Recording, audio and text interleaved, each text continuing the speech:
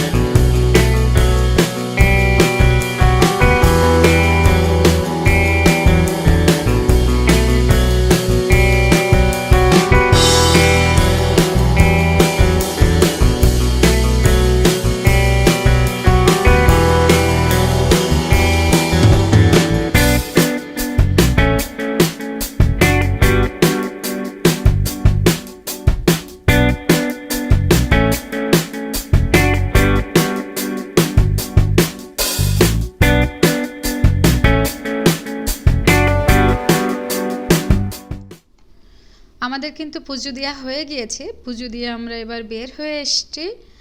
অনেক ভিড় থাকলেও খুব ভালোভাবে পুজোটা হয়ে গিয়েছে।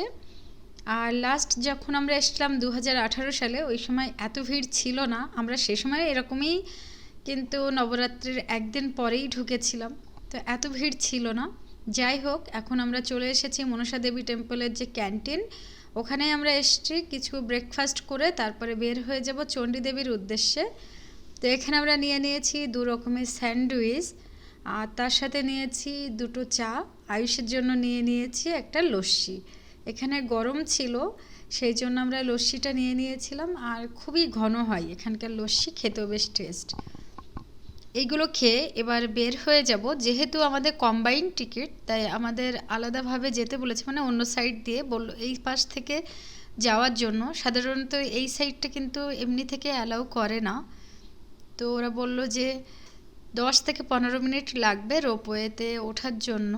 কি ঠিক করছিল, তার জন্য 10-15 মিনিটের জন্য সবাইকে এরকম একটা ছোট পার্ক করা আছে, এই পার্কের এখানে ওয়েট করতে বলেছে। তো আমরা সেখানেই যাচ্ছি।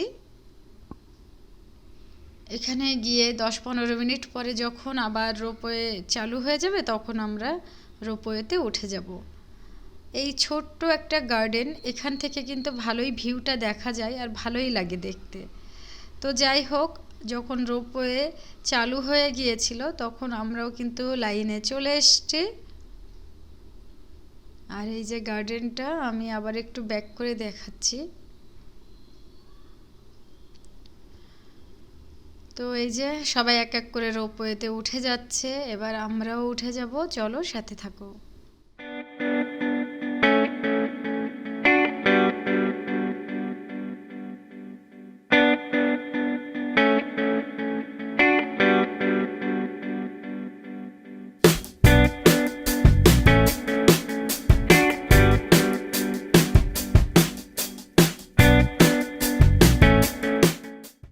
আমরা কিন্তু এবার চণ্ডী দেবীর জন্য এই যে বাস থাকে, ছোট ছোট বাসগুলো, এই বাসে উঠে যাচ্ছি। ঠিক যেভাবে মনসা দেবী টেম্পলের দিকে চলে গিয়েছিলাম, ওই একই পথ ধরে বাইরে আসলেই রোডের অপোজিটে আছে, যেখানে আমি ছোলা মাখা দেখাচ্ছিলাম তোমাদেরকে, ওর পাশেই আছে এই বাসগুলো, বললেই ওরা দেখিয়ে দেবে। আর এই বাসে করে কিন্তু সোজা নিয়ে যাবে চণ্ডী দেবী টেম্পলের গেটের কাছে, মানে ওর মধ্যেই বাস রাখার জায়গা আছে, সেখান থেকেই উঠতে হবে এখানে চলে আসার জন্য, বা এখান থেকে সেখানে নামিয়ে দেবে। তো যাওয়ার পথটা খুব যে কাছে তা না, মানে পায়ে হেঁটে যাওয়ার মতো কিন্তু না, দূর আছে। সেই জন্য অটোও তোমরা পেয়ে যাবে শেয়ারে, বা এরকম বাসে করেও যেতে পারবে। আমরা বাস থেকে নেমে গিয়েছি, এখানে কিন্তু মা কালীর মন্দির আছে, তো সেখান থেকে একটু আমরা প্রণাম করে চলে যাচ্ছি এবার অন্য গেট দিয়ে চণ্ডী দেবী টেম্পলের ওই দিকে যাওয়ার জন্য। এই যে চণ্ডী দেবী টেম্পলের এই সাইডটা চলে এসছে। আমি কিন্তু চেকিং করে, এখানে বডি চেক বা ব্যাক চেক হয় মানে মন্দিরে যাওয়ার আগে। এবার সোজা চলে যাব আমরা চণ্ডী দেবী টেম্পলের উদ্দেশ্যে। তো যাওয়ার আগে আমি যেটা করছি, আমি নিচের এখান থেকে একটু পুজোর জন্য প্রসাদ নিয়ে নিচ্ছি। উপরেও তোমরা পেয়ে যাবে, বা নিচ থেকে চাইলেও নিতে পারবে। মনসা দেবী টেম্পলে ওখানে বলছিলাম লাইনের পর লাইন, দেখো এখানেও ঠিক তাই। আর এই সময়টা সম্ভবত 1:30 থেকে 2 বেজে গিয়েছিল, তো সেই সময় আমরা যাচ্ছি, রোপওয়েতে উঠেও পড়েছি। এইটা বেশ উঁচু পাহাড়ের দিকে যায় এই রোপওয়ে, মানে চণ্ডী দেবী টেম্পলটা বেশ উপরের দিকে। তো এখান থেকে আমরা চলে এসেছি, এবার নেমে গিয়েছি। এই জায়গা থেকে এবার চলে যাব মা চণ্ডীর টেম্পলের ওই দিকটা। তো আমরা নিচের থেকে কিন্তু প্রসাদ বা ফুল ওগুলো নিয়ে এসছি, ওগুলো এখানেও পাওয়া যায়, মন্দিরের কাছেই পাবে তোমরা। তো নিচ থেকে না নিলে উপর থেকে 2 মন্দিরেই পেয়ে যাবে।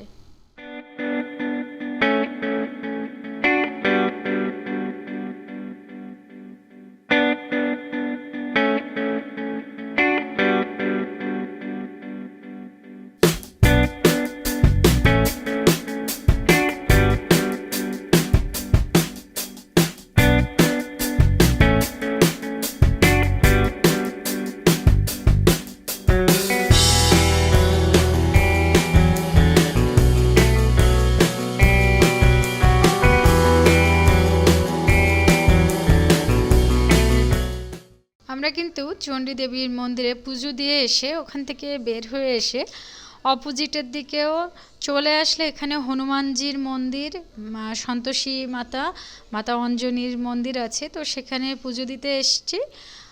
আর এখানেও কিন্তু ভালোই ভিড় হয়েছিল, তো পুজোটা দিয়ে তারপরে আমরা এবার চলে যাচ্ছি।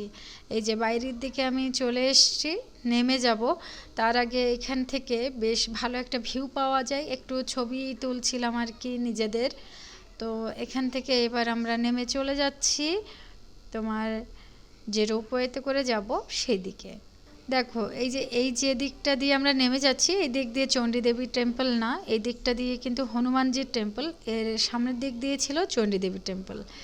তো আমরা এবার চলে এসেছি রোপওয়ের এখানে, এখান থেকে এবার লাইনে দাঁড়িয়ে আছি, তারপরে সময় হলে এবার আমরা চলে যাচ্ছি রোপওয়েতে করে। চলো।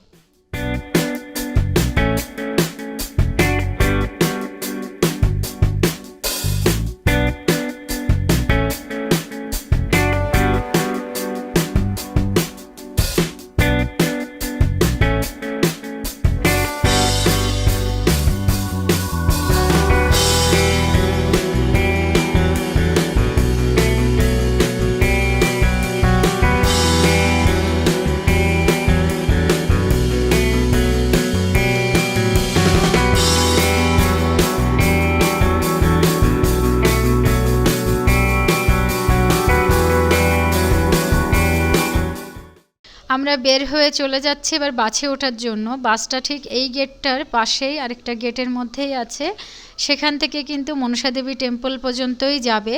ওর মধ্যে যার যেখানে নামার আছে তো সেখানে সে নেমে যেতে পারবে। আজকের ব্লগটা আমি এই পর্যন্তই রাখবো, কেননা আমরা পরের ব্লগটাই শেয়ার করব কোথায় গিয়েছিলাম এখান থেকে। তো চলো, দেখা হবে নেক্সট ব্লগে। যদি আমার ব্লগটা ভালো লাগে তাহলে প্লিজ লাইক, শেয়ার এবং সাবস্ক্রাইব করে পাশে থেকো। Thank you.